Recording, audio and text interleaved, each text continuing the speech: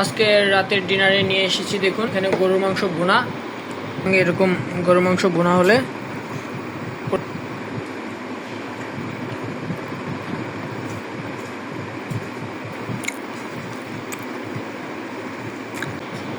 Hello everyone, আসসালামু আলাইকুম।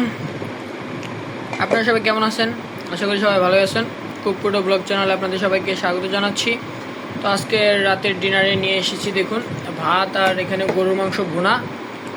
তো এখন খাওয়া স্টার্ট করছি, আর আপনারা আমার ভিডিওটি এনজয় করুন।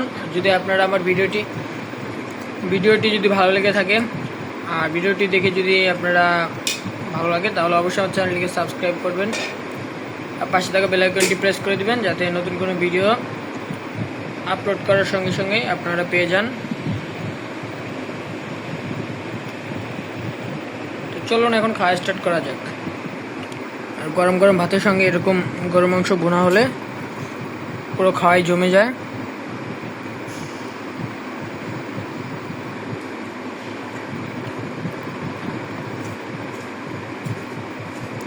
বিসমিল্লাহ।